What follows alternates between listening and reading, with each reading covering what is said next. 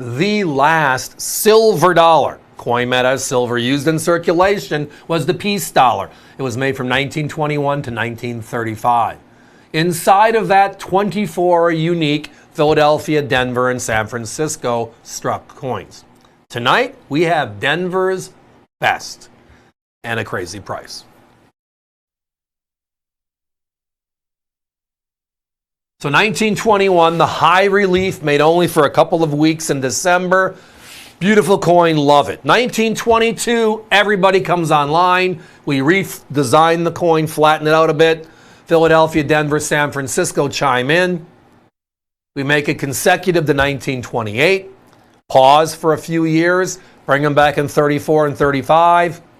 Middle of the 1930s, we're going through some stuff here. We stopped gold coins in 34. We stopped silver dollars in 35. The rest is history.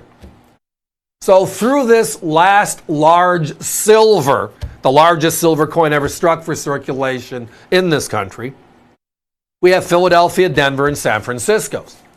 If you go to Denver and you isolate Denver, the coin in the Denver series is, well, the lowest minted Denver coin is the one you're seeing on your screen, the 1927, 1.2 million. Special coin. The key, one of the keys to the series. And I'm going to explain why. Why you don't see coins looking this nice, or why you don't even see this year for the most part. First of all, how many did I make? How many did I not make compared to the other years around it, right? Always part of the story. But let's talk about, first of all, the grade, super slider, the design, and then we'll get into the rest of the story, as Paul Harvey would say it. We use the terminology super slider to designate about uncirculated. When Don and I chatted years and years ago, talking fast, what we do, we pause in the wrong place, you might lose the grade. We're talking about uncirculated coins, or we're talking about uncirculated as a coin. The pause changes the grade and significantly the price. So the term AU, or about uncirculated, numerically a 53 to a 55, is a super slider here. You look at it, it slides by as an unk. It's just that nice. The grading scale is 0 to 59 for circulated and 60 to 70 for uncirculated. So we're talking about get really close to that wow coin, an uncirculated coin. So AU, about uncirculated, 53, 55 numerically on this. Look at how gorgeous they are, right?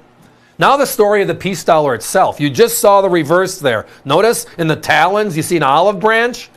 All of our eagles and all of our silver coins dating throughout the 1800s, including the Morgan dollar, had arrows in the talons.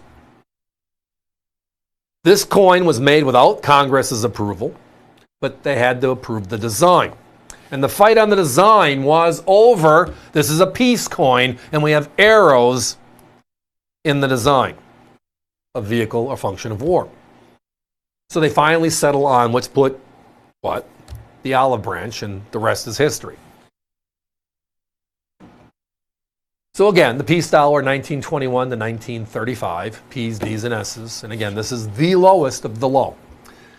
But the other part of looking at these older coins is the second chapter of information. We call first chapter mintage figures, stuff the government releases and tells us about the coin. How many they made, how few do they make, etc.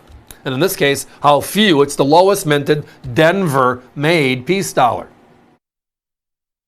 But then in the late 1980s, NGC, PCGS, ANAX, and then over the last couple of decades, ICG and CAC join in. We have 5 independent certification services that are out there in the industry today. They record what they see. And the other side of that is they record what they can't record what they don't see. If you look at some of the other fabled coins in the peace dollar series, this coin is going to shake you a little bit because it's outright surprising.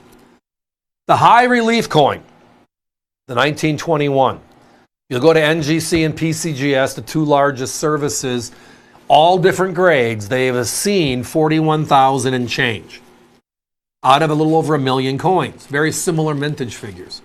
The lowest minted peace dollar is the 28 Philadelphia. They have certified 23,600 of those. The 27p is number 2. They're at 19,000 and change. And then right behind that is what? Well, this one. We're at 15,901 today. So sometimes mintage figures only give you part of the story. The population reports tell you why you can't find it. And this is one of those why you can't find it coins. Every blue moon you find a circulated coin. And those numbers I gave you on the populations were all coins. VGs to Mint State 63s and higher. But it helps explain why. If you go to shows every weekend, like myself, a lot of our buyers here do, you know you're not going to find a lot of 27s. When you find them, you look at the quality, make sure there's no problems, make sure the value is where it needs to be, versus other coins that are around it. The ones I find, the ones I don't find. This is one of those I don't find it coins. Guys, give me a 30-second clock. Didn't think this would last long. We did find one of our competitors with an about uncirculated AU technical, which is where this just rings right in. They don't look anywhere close to how nice our coins look. But they were at $329. Then they had a little nicer one at $349. So we're $80 to $100 less. All the quality. You can't question the rarity because that's just sheer numbers. It's the lowest minted coin, and the population reports tell you it's a special coin. Tonight, the price makes it even more fun, doesn't it? You got to give us a call.